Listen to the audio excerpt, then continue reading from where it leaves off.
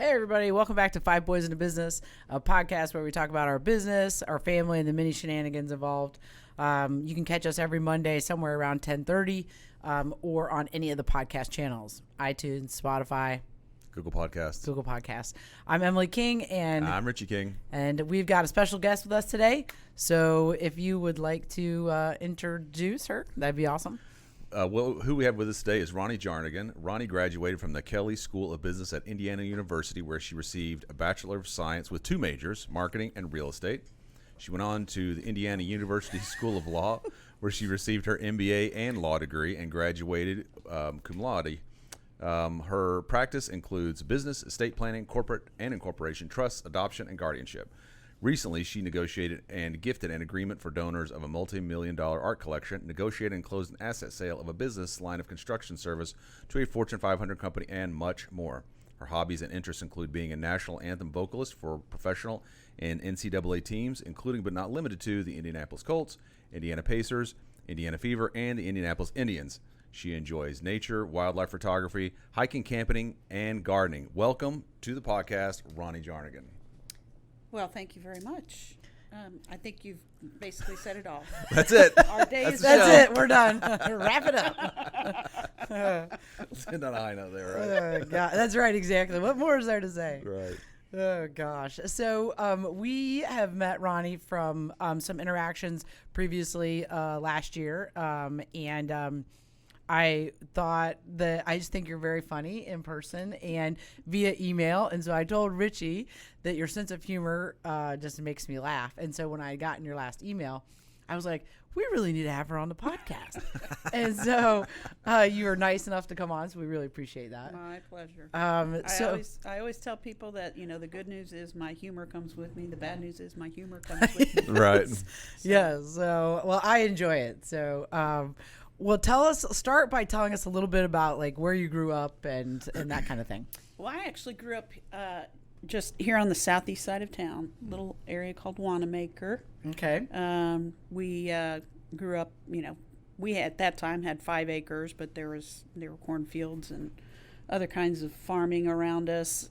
Still just barely in Marion County, so could still get to all kinds of the amenities and Right. Of living in a metropolis, Right. that Indianapolis was X number of years ago.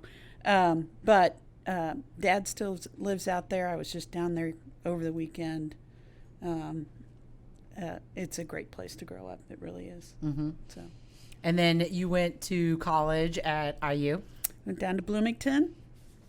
Did the business school down there. I was there at the same time as Steve Alford. That's how you do it. That's it's it. not No, numbers. that's right. You don't list the years. That's You right. just say I was there with the national championship team, and in fact, a couple of them were also in part of the business school program at that time. Enjoyed it, but I was one of those kids who was required to pay half of their college, so I worked quite a bit through college. Right. I think it really lends toward having to schedule yourself and be, put things in a priority, and Right. Accountable. that really, Yeah. you have to make yourself accountable on more than just one front, and I think that helped me quite a bit. Yeah. Just kind of a formative type of thing. So do you still watch then IU basketball?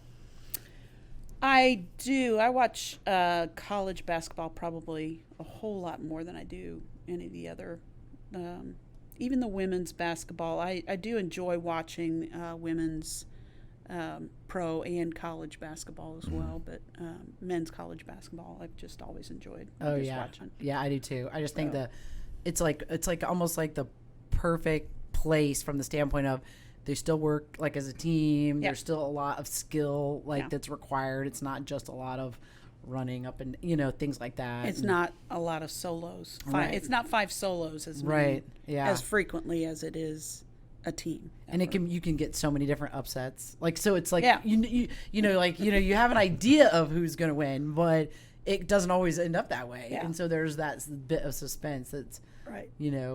that goes with college basketball. And when, for the last many number of years, my alma mater has actually been kind of the underdog. Mm-hmm. So, yes, the upsets are great to see when you're the underdog. Right. Exactly. Right. Yeah. It's funny because I saw that you majored in marketing, and I was a business school grad as well and took a lot of marketing classes. And it's fascinating to see how that's changed so much over the years, almost to the point of irrelevance. I mean, the things that I learned, you know what I mean? I mean, broad concepts, yes, but the way that they did things with the new technologies and the introduction of the internet, it radically changed everything. It really has. It's just a matter of we concentrated so much on print media Right. as being the basis for marketing, and Oh, yeah. now it is Not print media. it's not print media. And if you're not involved in the latest, and not even just the latest technology, but what's about to become Right. the next big thing, then you've already missed the boat. Right. So you have to have the technological know-how along with just having the creative mind, I think, to go forward in that area of industry. I got to know some other folks in a similar manner as how we met, and just some incredibly creative people working in the consulting Oh yeah, I and bet. PR field, and just really, and I mean, his humor is beyond the realm. He's just fantastic. Yeah. You have no idea when he's serious and when he's not. It's fascinating. That's almost like magic. I mean, the tools and techniques they use today to reach that target audience, it's so hyper complex. Some of those concepts, and because I work with Harrison on a lot of stuff, and like he'll send me things. I was like, this is, it's almost like you have to have a degree in or study it for a long time to truly appreciate what they're doing. Right. It's not like years ago. Well, I'm going to do this. I'm going to buy this billboard. I'm going to do this. Everything's interconnected. It has to be. Yeah. So I mean, it's created, I'm sure, a great market for those consultants that can come in and say, hey, let's skip a step. I can do this for you for this amount of money, and reach that target audience and get those conversions, broaden that funnel, that kind of thing. Right. So yeah, but it's changes all the time. Every month to month almost sometimes. Well, yeah. If you're not keeping up on it, if you're not getting ahead of it, Right. You, like I said, you're already behind. So, I think going to law school really just does a really good number. And you could probably relate Right. to this. All the marketing and all the creativity and that you did. Right. Law school can either just put a great big kibosh on that, or It was tough. or It's it like can a make big you, metal book, or- a foot, boot coming down on your. Well, it's funny because or if depending, it could actually, depending on the type of law that you practice, it really could, heighten that sense of creativity. Well, it's interesting because I came from a very quantitative background, and where you have a lot of absolutes. And I remember when in law school, there are no absolutes, and that was always a challenge for me because I was like, there has to be a right answer, and the people are like, nah, there's not. There's an argument and a counter argument, and that's pretty much it. And I remember thinking, this is just the most confusing thing I've ever done in my life. But it did though, and I remember. Maybe the dean told us this. He said, you'll think differently after you're finished. And it does train your mind to be able to consume enormous amounts of information, and then condense it down. Right. And to say, this is the issue, this is whatever. And in terms of just the way that I consume information now, the way I read, I mean, a lot of times I'll catch myself reading the first line of a paragraph and then just skimming the rest, because you have to read so much in law school that you just can't sit there and pore over every word. No, you have to understand where it's going, Right. and then you can say, okay, well, this is what that could lead to. It's not a matter of there's going to be one right and there's one wrong. I mean, you've been part of both of these professions that I'm going to trounce on right now, but the old saying is, you give 10 accountants an income tax return issue, and you'll get 9 different answers. Right. Well, if you gave the same problem to 10 tax lawyers, you'd get 15 answers. Right. Right. So, You can Yeah. overcomplicate. Yeah. You could, There's so well, many different that's just issues. it. You could just say, well, I can make an argument this way or that way. It doesn't Right. really, I don't have to come down on it one side. Right. So why law school? Why did you decide to pursue law school? Well, if you ask my father, it's because I was always argumentative. Go get I paid was to do also, this. I've always also been very impatient. I was born 5 weeks early, so I was impatient before I ever breathed the air. But I think it's because I enjoy solving those 4 and 5 layer puzzles, or Right. 4 and 5 dimensional puzzles. You know, you just you really do become to understand different aspects and different views of a particular conundrum, and then you just simply try to say, okay, well, we could really go at this in a heavy-handed way and you know, come up with a 70-page asset purchase agreement Right. for, you know, a business sale, or we can come at it in a more practical way, and, you know, maybe we're only 14 or 15 pages, but we've covered all of The big the issues. really Right. significant concerns that we have. Right. So, and then there are so many other people that just want to do it by handshake, which Right. I cringe at. dangerous. But yes, but in any case, yeah, I think it's just a matter of, I like really kind of getting into something and creating a solution, or being able to ask what the client wants to do, and then all I have to do is write around it. And that works out pretty well. And so that's why the kind of law then that you're doing is that I think so, yeah. I used to, on my resumes, I used to write greatest lesson learned from this position or this internship. The first clerking job that I got during law school was with a really wonderful small litigation firm. They did an incredibly neat balance of both plaintiff work and defense work. And what I used to put on my resume was, I know that I don't want to do litigation. Right? So it's as important to figure out what you don't like and what you don't want to do as it is to know, oh, I love that. I'm going to stick with this. This is where I really want to, Right. you know, run. You know, I want to take this and run with it. So I think it was, you know, you winnow down some of those things when you first get exposed to it. And you know, I moved on to one of the big box law firms. I did some qualified retirement work in that. And, you know, my next lesson was, I really don't care to be doing compliance work. Right. I wanted to do more of the really creative, kind of more one-on-one type of work. And so then I eventually moved into doing more of the business and estate planning type of work. So it's not a matter of, you know, exactly where you're going to fit. It's a matter of being open and getting there at that particular moment in your life. So. Right. Yeah, and that's an interesting concept because we talk to the boys about that a lot. Is that, you know, your jobs that you have right now aren't necessarily, you know, like they're teaching you what you don't want, really. They You know, are in part. right. You know, so like Or what you do Harrison like. working, you know, at wherever and learning. Okay, well, I don't want to be a cashier forever, or I don't want to, whatever it might be. Yeah. You know, work with kids at camp or whatever the concept is. Yeah. You know, or finding parts about that interaction that brought joy, you know, and that was fulfilling for you, you know, and holding on to those things and remembering those things as you're looking for a profession. Yeah. But yeah, it's I don't think very many people know right from the start, okay, this is what I'm going to do. This is where I'm going to fit in. And This that's is where I'm okay. going to, That's okay. right. You know, and I think Well, that's what's interesting is that people, I heard someone say recently that you're in the spot you're supposed to be right now for a reason. Right. You know, so, and take from that, to your point, I mean, what you can, learn as much as you can, and that use that life experience to guide you going forward. You know, so I think, yeah. I think a lot of us in our younger years also think, well, I know exactly what I want to do. Right. And you pigeonhole yourself, or you pinhole yourself so much that no matter what you're going to end up doing, you're not going to be happy. Right. And that just raises that conflict in us that, well, golly, you know, I was sure this is exactly what I wanted to do. And that's why I studied, you know, I don't know, biology or marketing or, Right. or whatever it is. Right. And yet I can't find a job in doing exactly what I want to do. And even if it pays the bills, I'm not happy. And is this the way the rest of my life is going to go? Right. Well, no, because you have, Right.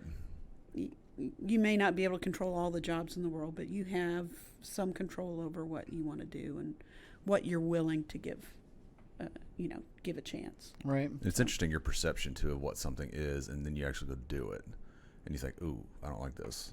Like when I Or was, the opposite. right? Or when I was an undergrad, I thought I wanted to be a stockbroker, and then I went and actually worked for a broker and had to cold call people. I was like, I can't do this for a living. Interrupt people at dinner for the rest of my life. And marketing, Yeah. it's cold calling. I know, right? But I was like, I can't do this. Exactly. So that weeded that out. But Yeah. those jobs. That's why I think those experiences are so valuable, because they do teach you They do. before you get things are really on the line. You have to do it. Right. So yeah. Well, see, I have really climbed up the ladder. Mm-hmm. I started out in insurance sales. Oh, wow. College. Oh, I know. I mean, the only thing I haven't done yet is be a used car salesperson. But There's still time. there's still time. That's right. So, yeah, I've really kind of climbed up the ladder. I mean, that doesn't mean that I'm where everybody else would Right. consider me, but I've really come from the depths up to the lawyer status. Wow. Right now. Very proud of that. There you go. What kind of insurance were you involved with? It's personal, life and health, and Right, and just the whole home and auto gamut, and that right. type of thing. Yeah, that's Aetna. interesting. Aetna, okay. Yeah. Oh my gosh, yeah, I remember Aetna. Just the Yeah. commercials. Yeah. Yeah, I don't know why. I don't know. Insurance, you got to have it, but it's tough. It's a tough business. Well, that's just it. You got to have it. So Right. there's some security in. Knowing your you help, know, yeah. Well, yeah, you're trying to, fulfill a very basic need, Right. as opposed to trying to create some kind of a need for a legal advisor. Right. And Right. filling Right. There was a That's that marketing that we go right. back to. Right. Right. We have a few comments here. Yes. Lisa Sidner says, "Hi all, good morning." Good morning, Lisa. And then Nancy Broyle says, "I always watch and enjoy because Joe and I can never get too much of the wonderful Dr. King." Okay. There you go. Thanks, Nancy. It's good to know that you listen. Hopefully, it's entertaining to There was some a- degree. Is that your mom? No, that's actually a client. Right. My mom's probably listening out there too, and my dad probably. There was a funny joke about I read it years ago. I think it was like Reader's Digest or something. These people had gone to an RV lot for some time away, and the people were really friendly. They wanted to be left alone, so they put a sign up front of their RV that says, "Come ask us about our whole life policies." The people never came in. It's like that commercial with Flo. Oh, yeah. Yeah. Flo has made a The- fortune. Fortune. Yeah. She Flo will never have to work again. Yeah. So No, that's like, she doesn't want the guys at the bar to bother her, so her colleague starts talking about Right. all the lovely policies, right? Yeah. Oh my gosh. Great. So when you were, it's like when I look at your resume, I go, wow, like this person is really accomplished, which you Or are. can't keep a job. Or can't keep a job. No, I mean, it's so Right. diverse. Yeah, diverse and like intense. And so when you were growing up, what were some things do you think that taught you how to become that led to your, development, being willing to be able to be all of those things and become those things? And, when you look back at your experiences, what do you think were the most impactful? I don't know if any one experience. I do think that any kind of any example or experience that showed me perseverance. My mom was one of 12 kids. She was the oldest daughter out of 12 kids. Wow. Not even middle income family. Struggled, and knowing her story, knowing where she kind of came from, and knowing that she's going to accomplish it no matter what. So she really she instilled that in all three of us girls, and so I think that having that kind of a role model give you the level of confidence you need to go out and fall flat on your face. Yeah. And then say, well, all right, well, didn't turn out quite the way I thought. Of course, that also leads to a lot of those here, hold my beer moments. When you Right. "Here, hold my beer, watch this." Yeah, no, Right. it's led to that too. But you just have to know that. Okay, well, I learned that I don't like that. I learned that I don't do well at that, and you've got to say there's got to be something else that I can do Sure. that I can I Right. can be really good at it. And you just find your way through all that. So, yeah, I think that's probably the bigger lesson. You know, I also learned a lot about doing things for yourself. My mom was incredible seamstress. She would sew. She made me a winter coat one time. Oh wow. Wow. She made a couple of beautiful formals for herself that eventually I got to use a couple of times. My dad and she, and all of us actually, even I'm 8 or 9 years old and I'm loading 2x4s up to the second floor, but we built our own house. And we built the pool, the in-ground pool. Oh, wow. We girls and mom were loading up the clay from the bottom and bailing out and all of those kinds of things. So you get role models that show you that, you know what, we could pay a whole lot of money to have somebody else do it, or we can do it ourselves. Right. And I really enjoy doing that. So Yeah. I go and work on my slate floor for a year and a half. Right. Or, you know, I fashion my new bathroom when I added on 10 years ago. I actually wanted an outhouse that was indoors. And so I have decorated this third bathroom with cedar siding that we took down from the outside of the house. And, Oh, cool. you know, the floor looks like it's dirt with rocks in it. Uh-huh. It's just, you know, it was just fun. You just, you know, make it your own, and it's got all kinds of mistakes Right. in it, and I kind of like it. Right. Yeah. I like it, the imperfection of it. Right. Yeah. I'd like it to be a little bit more perfect, but that's not what I do as a profession. So, Well, Emily and I know very well about imperfect home improvement projects. The OJT phenomenon. Yep. Oh yes. You look as, at it and go, as does "I didn't do Harrison. that right, did I?" Harrison Yeah. participated in those. Yes. So that's why God made paint. Just Cover over it. and kills and everything else. And everything else. And PVC cement. Yeah. Yeah. I recently had a young man that was helping me around the house, and he grew up and his father had a certain way that everything had to be done, and then he came and helped me out on some projects. I said, you know, we might make a few mistakes on this, Right. but don't you worry, I know how to cover it up. Right. So I said, you see this paint, the way I've painted this room in here, it's because, you know, there are a lot of Mars and stuff like that. You know, I took down the chair rail, and so we just kind of, you know, paint over it and make it blend in as opposed to having perfect straight lines. Right.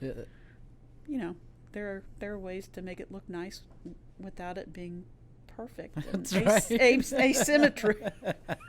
Asymmetrical. That's the word I wanted. Oh god. We had a few years ago. I put replaced our garbage disposal in the kitchen when we redid some stuff. I had a plumber come in for something else, and I showed it to him, and I said, "Is this okay?" He goes, "Not the way I'd have done it, but it works." It's like, okay. Do you remember that? Yes. Until it doesn't. I know, Until right? it then- doesn't work. Yeah, Like this past exactly. weekend, so. Yeah. No, I won't touch plumbing. I usually don't touch much in the way of electricity, but Yeah. but yeah, the other things I'll give it a try, and then, I mean, if I got to pay somebody else to do it, I might as well try it myself first, and then And Right. then have them come in and then- repair it. Right, Right. Exactly. Yeah. If you learn. If you would have called me first, I know, that's right? that's the sentence you never want to save hear. yourself a few $100. Yeah. Oh gosh. So, but yeah, that's good. You know, I paid for the experience, apparently. There you go. Yeah. Exactly. So singing is something that you enjoy doing. I do. Did you do that all along, all growing up? Or? I did. You know, in grade school and high school, I went to a parochial school, so singing during mass or that sort of thing. And then my best friend got married right out of high school, so I sang in her wedding, and then another 100 weddings after that. Literally, right around 100. Are you serious? Wow. Seriously. All Catholic? Oh no, not No. all of them. No, just a lot of. I mean, you're in that age group that Yeah. the 20 to 27 or 28, and Right. everybody's getting married, and so I started doing some of that, and I'd always wanted to do the national anthem. Mm-hmm. And then I went to, I worked up in Lawrence Township. The office building I was working in was right across from Lawrence Central. And so I went over to see, a friend of mine was coaching their junior varsity team. So I went over to see one of their matches, and they didn't have anybody to sing a national anthem. So they had a kid get up and read Oh no. the Pledge of Allegiance. Oh, the Pledge of Allegiance. And I You have to said, read "Oh, it?" Diane, please, may I please help you?" And so I started singing at Lawrence Central High School Oh, cool. ages and ages ago, and then other schools asked me to sing for sectional or regional, and then Franklin Township, where I grew up, out in Wanamaker. Franklin Township had a night at the Indians baseball way back when we were at Busch Stadium, and my dad somehow got my name in there so that I was able to sing at that game, and Oh, cool. they took a video of it, and then eventually, and I sang for a couple of games there for them, and you send that off to so-and-so, like Indiana men's basketball, and you get to sing for one of their games up at Market Square Arena, and then you send that to the Pacers, and That's cool. and then eventually I got to sing for a Colts game. It was a preseason game, but Peyton Manning, Oh, that's cool. your pal, and Reggie Wayne and Marvin were out practicing as early as 12 or 12:30 that day for a 7:30 game. Oh wow. When I was asked to come and do a sound check, and Peyton just walked right up to me and said, hey, good luck tonight. Hope you do well. He didn't have to do that. Right. Just a really nice guy. And then I got to sing at the Monster Truck Jam All right. All right. at the RCA Dome. Yeah. Back then. Which is a very, very funny story. So you guys, I've met you guys in a professional capacity. Right. And so you've, invited me here today, and thank you for that. That's very nice.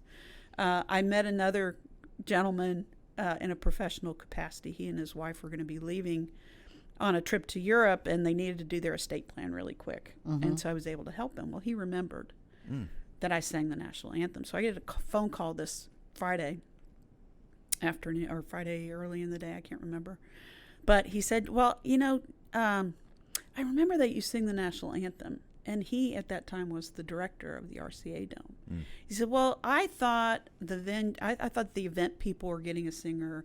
They thought we were getting a singer. Come to find out, nobody took care of that. And he sounded kind of apologetic on the phone with me. Right. And I said, well, when is this? And he said, well, it's going to be tomorrow evening. And he just had this tone. And I said, so what's the event? And he said, well, it's the Monster Truck Jam. He said, I don't know, if you'd really. All right. I said, well, how many people do you think are going to be there? He said, 35,000. I said, I'll do it. Wow. But it gets funnier. It just gets funnier. So he called me back a little while later and said, well, TNT Wrenchhead, I told them that my attorney was going to be singing. And so they had a question, and they were wondering what you're planning to wear. I said, well, I'll tell you what, Mike, I will not wear a suit, but I absolutely refuse to wear a tube top. Tube top. Oh, God. And so the next day I go to, and this was the inauguration day of George W. Bush. Okay, got it. So that was playing on some of the TVs and stuff. The next day I go for a sound check at like 12 or something. And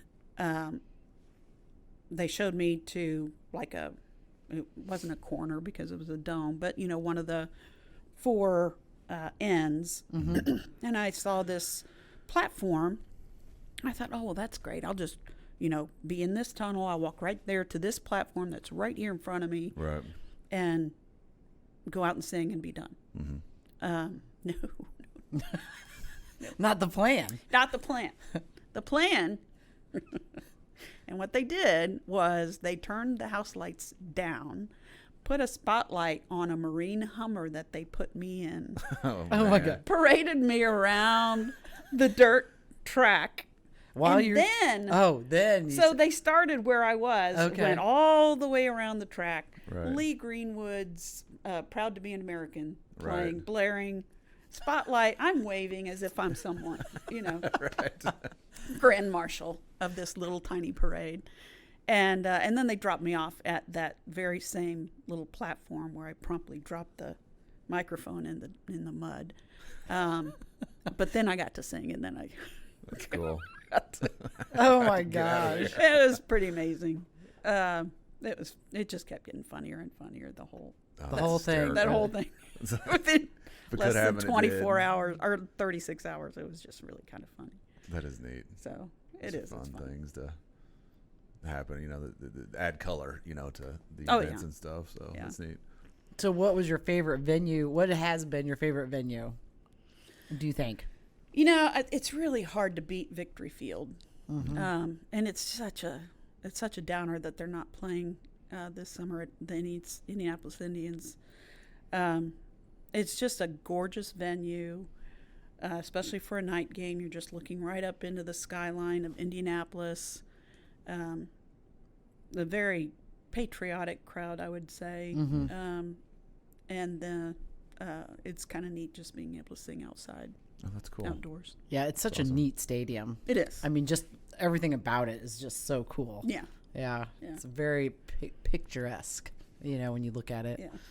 So I know with them not playing, my sister's son has had games there. Right. The younger kids have been right. rotating through or they, playing there. They just had a college tournament. I think they're They playing had a college some of the tournament. championship games Yeah. there. Somebody was down there. Who was down there watching? I don't know if that was them watching that, but yeah, there was a college tournament down there.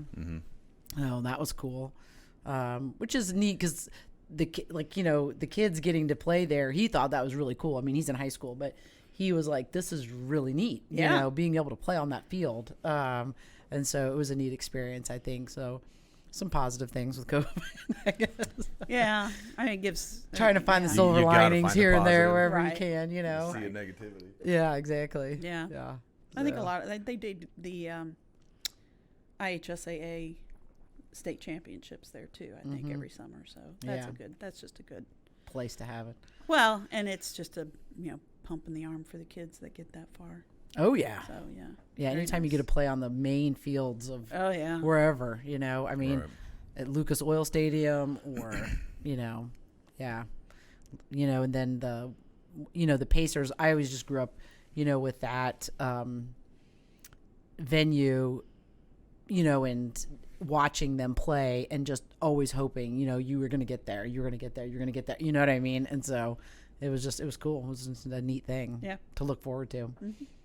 I've heard, since you've sung the national anthem so many times, I remember hearing on a podcast once this guy that was an opera kind of fan, he said that he had watched, it was the Super Bowl or something, and he knew the person that had sung it, and he said she did a really good job because the way that the song is written, it's very difficult to sing. Have you found, you think that's true as someone who's done it for a long time? If it were difficult for me, I probably wouldn't be able to do it. But I think that you just have to have a wide enough range. Right. It is very rangy. It's a very rangy song. And there are places where, making sure you take your breath at the right time. You just Right. got to know to do that. So. Right. But no, I've never found a difficult or singing that particular song with having any difficulty with it. So Oh, cool. That's awesome. Do you sing other things? Like, do you go to karaoke bars and all that? no, I mean I would sing in my church and do some small choir things. Yeah. But no, the national anthem is kind of mine and my dad's Thing. thing to do. He's my groupie. Oh, that's cool. Yeah, he's my one groupie. Mom passed before she'd heard me sing the national anthem. She'd heard me at weddings and stuff like that. Sure. But yeah, he got to. That's a kind of our thing to do to get. That's together. cool. There's that funny video, the YouTube video where John Bon Jovi puts on a costume and goes into a bar and he's the bartender and he starts singing karaoke of his songs. And I'm like, God, this guy's really good. And then he takes everything out. It's funny. So is there any place on your bucket list that you and your dad are like, we are going to see if we can get this done? Oh, I would love to go to some of the other, either baseball or football. Yeah, that'd be fun. I have not been to Lucas Stadium yet. Would love to sing for the Colts or a college game there, either way. That'd be fun. But, yeah, I mean, it'd be great if it happened. I don't feel like I've lost out in life if it doesn't. But, yeah, I had always thought, wow, that'd be kind of cool to either do all of the Big Ten stadiums or, something. Yeah, for sure. Yeah, that'd be fun. Yeah, absolutely. That's a cool thing. And it's neat that it's you and your dad that, are... Yeah. That's really cool. Yeah. Now, do any of your sisters sing? Not solo. My sister Stephanie and her husband do church choir and stuff like that. Yeah. Kathy kind of follows my dad in that they're both really requested to not sing. My dad would say that he does not sing by popular demand. Right. So it's not like when you guys all go into mass together, like, oh, they're here again. Like we're not we're gonna harmonize. We're gonna harmonize, make us all look bad. That's a very kind way of putting it. Yes, harmonize. He doesn't sing out of pity for everybody else. Their ears don't start bleeding. Oh gosh. He did. It was really neat though. He did record a song so that he sang and along with me, a song that I had sung at a number of weddings and stuff. And so he and I recorded it so that he could dance with my younger sister at her wedding reception. So. Yeah. And she couldn't believe it was him. That's cool. So he pulled it off. That's awesome. good. Right. You always we've all been to church and had someone get up and sing a piece. You're like, yeah, that's not a very good choice. Yeah. Or there's somebody behind you in the pew behind you, and oh gosh. A for effort. That's right. Exactly. Good for you. That's right. I probably fall in that category. Oh no. Oh gosh. So, okay, back to your practice and what you do every day.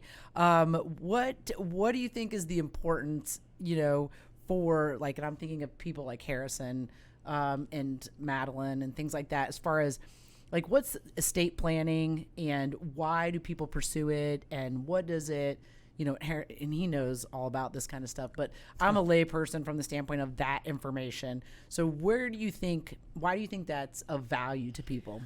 Well, I do think that, the younger you are, the more you have an awareness of the things that could occur if you haven't planned forward. Mm-hmm. There's always going to be an estate plan. Mm-hmm. It just might be that it's Indiana's plan. Right. The default plan is whatever state that you live in. That's how it's going to shake out. Mm-hmm. And do you want to leave it to that kind of a chance? Or do you want to just simply be able to say, this is what I'd really prefer to do? And if I can put that in place and then be able to change it later and move with it as, I grow, as I maybe grow my family, as I maybe grow wealth. But whether you have a mass of wealth or not, do you want to be in charge of the plan or do you want somebody else to be there? Right. And, I do think that it's something that people need to be aware of. And estate planning today, as opposed to 30 or 40 years ago, is as much about current income tax or current gifting as it is about when I die. Right. I have, you rattled off the schooling that I've had previously. I am a masochist and have now gone back and I've been part of an LLM in taxation program for a little over a year now because of that very kind of change in the industry. And so I can, advise people a little bit more about, well, if your business entity that you own or that you are an executive of and therefore maybe have some ownership in, if it's set up in this particular type, an LLC or a partnership versus an S Corp versus a C Corp, then there are these kinds of things you're going to want to think about, Right. both for saving income taxes now or for saving income taxes in the future, and or for growing and transferring what you own. Right. So, that might not be a big pile of investments, market investments. It might be land. Right. It might be copyright. Mm-hmm. And what are you going to do with those sort of things? Right. So I think that, to say that I am involved in estate planning is probably a misnomer. I think that term actually is a misnomer and has been for quite some time. I think it's a matter of planning for today and in the future. Mm-hmm. And it comprises, whether it's an estate or whether it is just how are we going to move through this particular phase over, let's have a 3 or 4 year plan. Mm-hmm. And that's what I talk with a lot of folks about. Yeah, because I think that most people, when they think about it, they're thinking end of life, right? Right. And Like that's not it anymore. Right. That's Right. just not it. Right. Yeah. What if something happens, and an elderly parent, either because of dementia or a stroke or some other, it's not end of life planning at all. Right. It's incapacity planning. Right. And, how can we try to put all of our terms together that we want to control if we're the ones that end up being in that situation? And how do we protect our other family members from having to deal with some of that? So, yeah, it's no longer, estate planning is no longer end of life planning. It's so much more, and it's expanding all the time. So if you had said that if you do nothing, it defaults to like whatever your state that you live in. So like for Indiana, is there something that always surprises people when they do that, when they do leave it to the state?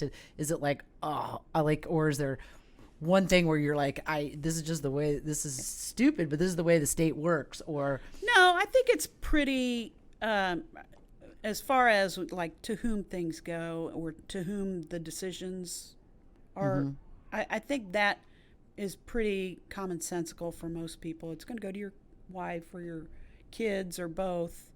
If you are married but you don't have kids, then your parents, if they're around, will also receive some. If you have a health care matter, he's laughing about his dad. Flashbacks to law school when trust in the states class. Yeah. And like this and this. Like, Yeah. oh my God, I don't know. Yeah. Just write a will in the name of God. yeah. If you are a second spouse but don't have This children person's with removed, with and your this current one's like, spouse, Some you pretty get case cases. 1/4 of the real estate instead Right. of 1/3, and you get all of that. Get down to the very bottom of this flow chart. How much does Bill get? You're like, Yeah. I don't know. I have no idea. Who's Bill? I mean, they tend to make sense for the old-fashioned family. Right. Unfortunately, I think what doesn't, the kids, I think, get the short shrift with a lot of things that both the federal government and state government require. Right. If you are on your second marriage, but you've got 4 kids from your prior marriage, guess what? It's the second spouse who gets all of your all of your qualified retirement money. Right. And that doesn't make any sense to me. Mm-hmm. You have to have your spouse sign off on, no, I want the kids to receive some of that, or I want charity to receive some of that, which might make even more sense. So some of those sorts of things, I think it's long past due. They need to be updated. Mm-hmm. That being said, it helps me have some scare tactics to tell people that you need to plan around it. You need to take some actions if you want things to turn out the way you want them to. I think Right. that's such a key point, because I know my own personal experience watching some of the things as my grandparents have passed on, and there have been difficulties in terms of ambiguity and what they wanted. There was this, there are issues with this, and I think that goes to the heart of the issue is if what these plans are so that your intent is fulfilled. What you want, there's no ambiguity. This goes here, this goes here.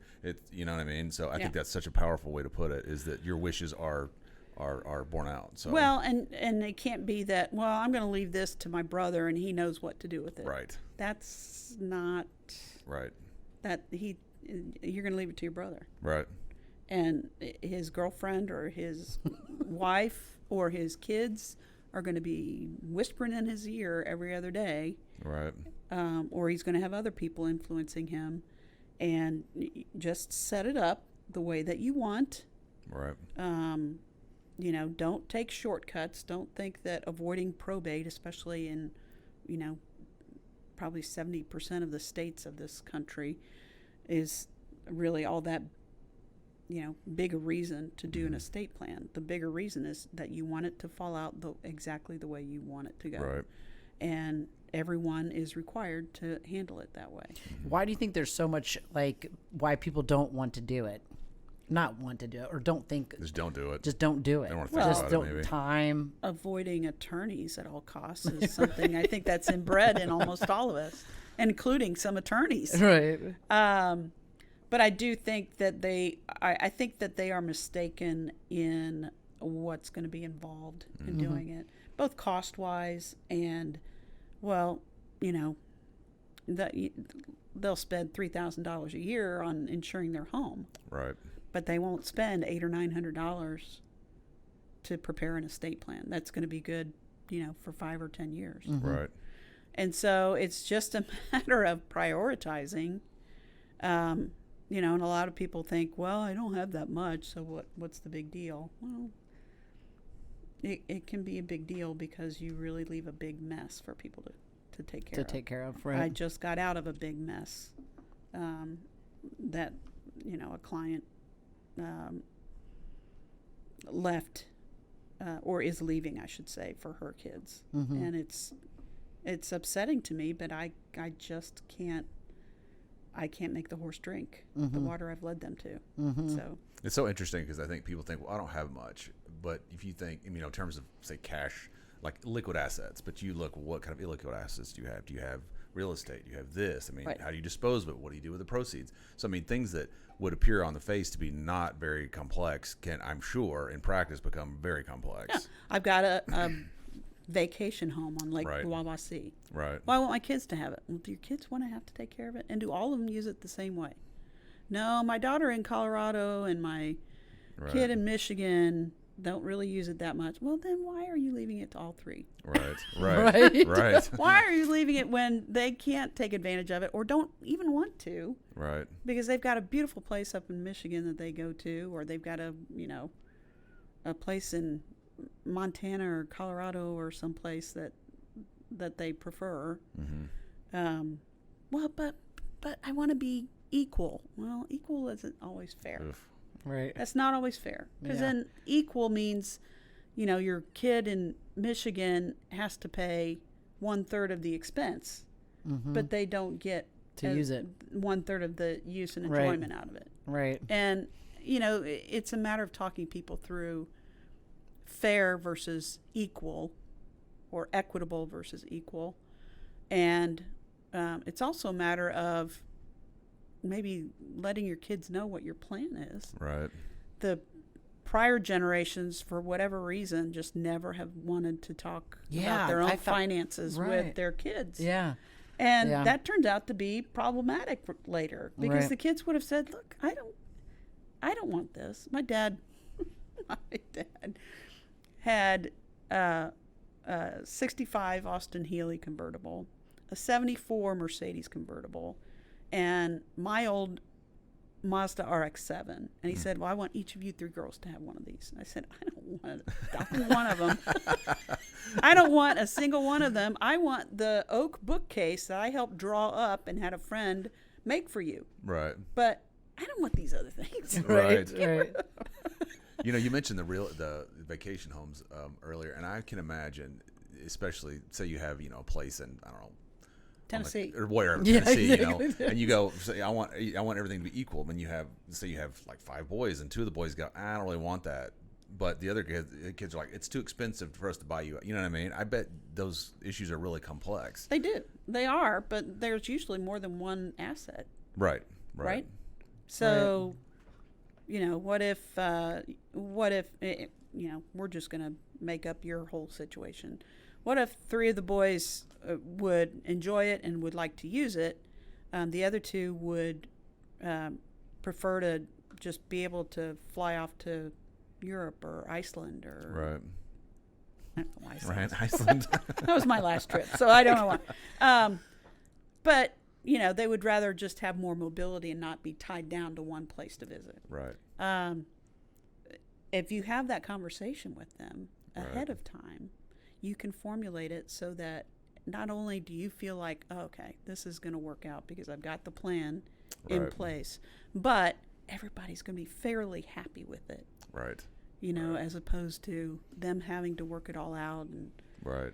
well, I'll trade you this asset for that asset, and this Right. asset has a whole lot more income tax involved in it, so Right. how do we, well, this one has a whole lot of expense, Right. property tax and insurance with it, so, how do you equal all that out? And you don't. Right. You never do. Right. Yeah. So just talk about it ahead of time with your kids, come up with what plan that you want. Mhm. They don't control, but they can provide input to you, and Right. then come up with your plan, and then put it together. Very Very sound wise. advice. Very wise. My input is I get everything. It's a very simple plan. I with all of my estate planning clients, I tell them that the absolute best estate plan for everyone, except for one particular client in particular, is to consume it all before you go. There you go.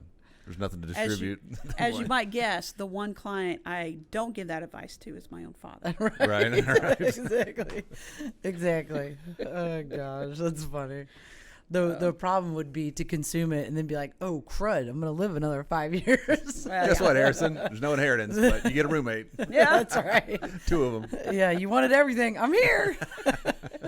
here we are. Here we are. That's right. Exactly. Oh That's gosh. funny. I think it is interesting though, because as you go through life and you accumulate things. You mentioned wealth preservation, wealth management, and that is such an important issue that I think that people, because it's not right in front of you. I mean, when you think, I've got so many years before I have to deal with this, when in fact you really should be dealing with it right now, because there's so many unknowns. You don't know what tomorrow brings, and I think it's important to make sure that you have those things in place as quickly as possible. Well, all you have to do is look at the people who thought, I want to retire early at 57 or 58. Right. And then COVID happened. Right. Right? Or if it wasn't that, it was 10 or 11 years ago, and the recession, Right. the deep dive happened. Right. And so, I think you just talk with advisors who can talk you through, all right, well, here's how you can put together a kind of a safety net. Let's talk about how, I have this goal to end full-time work. Well, okay, are there possibilities for you picking up part-time work later, other than Walmart greeter? Right? Because that job didn't go away, but it's a little more dicey Right. than it was before.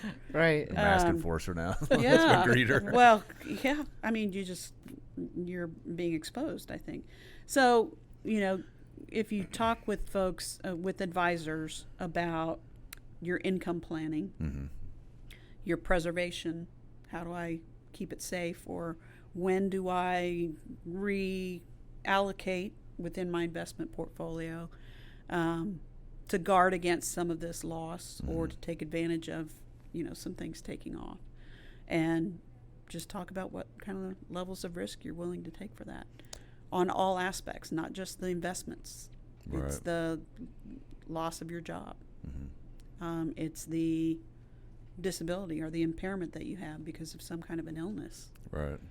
There are a lot of people that right now think that they're going to work until age 70 because the longevity of life means that we're actually usually physically able to do that and might need to in order to be able to pay for our retirement into our 90s.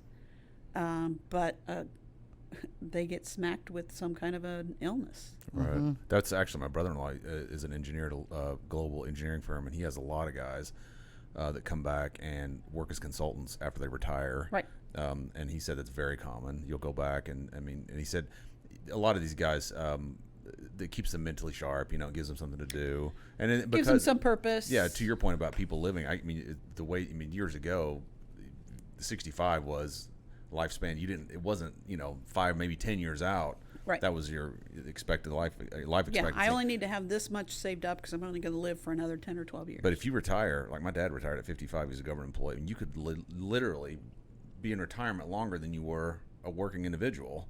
Yes. So, to make that plan, he's different because he gets government pensions, but I'm sure that comes into people's... But that's just it. That's Right. the income planning. That's Right. the safety net. So you talk with people about how do you have that? If you can, one of our big employers here in central Indiana is Eli Lilly. Well, they don't have really high salaries necessarily for the rank and file, but they do have this safety net of some Right. kind of a pension or cash balance plan or something like that is going to provide, a minimum basis Right. of income, a regular income. Right. And if you can supplement that by being physically and mentally able to, work projects or just find a new hobby that you can actually make a little bit of money at, then all the better. So I think it's just a matter of there's no one single thing that you can do to prepare for that. You can't just throw everything into a 401k. Because then at age 60, you end up with a whole lot of taxable, Right. highly taxable income. Right.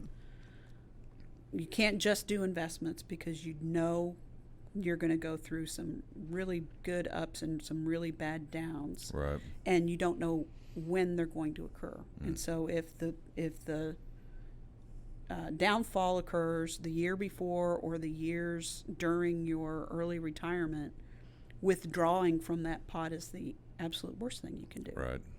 So, I talk with folks about, let's make sure we're putting money into this pot to take care of health, like a health savings account. Max it out because that's a win-win-win as far as taxes go. Put money into your retirement plans through work. Make sure you're getting the match from the employer. If you have the opportunity, make sure that it's not just the qualified money, but also Roth type of either a Roth 401k or if you can contribute to it, a Roth IRA. And then have separately some kind of savings, which will include some investments. And then you've at least got 4 or 5 different types of pots that are going to support you later in life. One of them might be more prominent at different times. So... Yeah. Set it up. There you go. That's it. It's Wealth Management 101. Well, it is. It's Put Wealth money Management away 101. today. It's for the 30-year-olds and it's for the 75-year-olds. Yeah, the sooner Same you thing. start, too. That's what's so powerful. I tell Harrison, I was like, if you start now as an early 20s person, 40 years is a long time to be able to build that wealth up if you do it regularly and it's a whole utilize lot less painful. Right. Yeah. Right.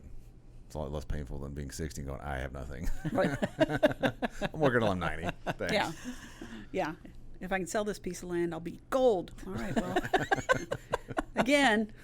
Right. Yeah, exactly. Down it goes. So Right yeah. about when you think you need to sell it. Oh yeah, Exactly. that's Murphy's Law Yeah, that's for you. 2020 for you right The there. 2020, man. yeah, God almighty. exactly. I had such high hopes for 2020. 2008, 2009, 2020. Yeah, it just... The Somebody unknowns. said it was every how many years? 16, 10. 10? I don't know, something. Oh yeah, every 10 that something It's like a happens. turn. There's just always going to be something that comes from, left field, and you're not going to have been prepared for it. And so the only thing you can do is make sure you've got other pots that you can draw from Right. until that pot starts looking a little bit better. I mean, to your point too. I mean, we talk about things like COVID or global kind of events, but there's also the personal events. I mean, Right. Illness, the things that you can't plan for necessarily. And but maybe it's not your illness. Right. Maybe Right. your parent is. Yeah. Right. And so you've got to back off of your own work hours. That means you can't save Right. as much as you did before, or they've got to move in with you or something. I mean, Right. it could be very personal to you, or it could be affecting you because it happened to somebody else. Right. Right. Yeah. Yeah. Well, So that's why a plan is so important. Whatever form it may take, have one. have a plan. Develop Ideally, one. have a good plan. A good If you plan, have a right. bad plan, that's just I not know, gonna right? help a whole lot. It's gonna make it worse. That's right, exactly. Okay, so let's But rephrase no that. plan is probably Worse. the worst. That's Right. right. Probably. So before we wrap up the podcast, one of the things we always ask our guests is, If you could go back and speak to your 20-year-old self, what would you tell them? I would tell her that patience really is a virtue, and you have got to learn to embrace it and to understand that things will come around. Things will come around to you. You can create those things in the universe to come around. And so just be patient with just it. be patient. Be patient with them. Be patient with other people. That's good. That's very good. Very good. Sound advice. Hear that, Harry? Be patient. I'm not very patient either. Like I said, I was born 5 weeks early. I've not been patient my entire life. Yeah. Richie always laughs at me because I am just not a patient person. Let's do it. Yeah, exactly. do it. I'm like, let's go, How let's can we go, do let's go. it? It's a Oh my time God, and a it was an place. idea. Yeah. Oh, gosh. Yeah. is. Time That's and a good, though. That's place. good. Well, if people want to reach out to you or find you, we'll put your information down, but where can they contact you at? I'm on LinkedIn. I am not really all that involved in social media, but if they would like to get in touch with me, my name is Roni, spelled with 4 letters, because that's the nicest 4-letter word my dad ever says. And Ronnie came from Veronica, and Ronnie came from the Archie comics. Oh, wow. Oh, yeah. I Okay. remember You're that, barely old enough to remember that. I remember but we used to yes. read Archie comics. Yeah. Yeah. Well, it was better than Jughead, so Yeah. I'll take it. Ronnie Law at pm.me. Okay. So Paul Mary Elizabeth. Okay. There you go. But RONILAW, and that's my email address. And then happy to hear from you. Happy to see if there's something I could help you with. Fantastic. And happy to sing for you in case there's anybody out there. Who Oh, knows. no, I only sing for 5,000. That's either people or dollars. Or both. There's Or a minimum. There is a minimum. So, yeah, hey, if we can get her in front of, let's see, we got to get her to Lucas Oil Stadium. There we go. Yeah. That's it. All right. Well, we have a little something for you. It's a little gift. Wonderful. Gift bag for you. Well, We give it to all of our thank you. guests, include some socks. Oh. Some all-star well, socks. I need some, clearly. There you go. Oh, thank you so much. They're nice and soft. Yeah, So, they sure are. well, everybody, that'll wrap up this week's episode of 5 Boys in a Business. You can check us out every Monday or on any of the podcast channels. Don't forget to check out asvcmerch.com where you can find those really cool socks. These really cool socks. Or These you really can cool shirts. the really cool shirts. And we'll see you next time. I'm Emily King. I'm Richie King. And I'm Ronnie. have a great week. We're out.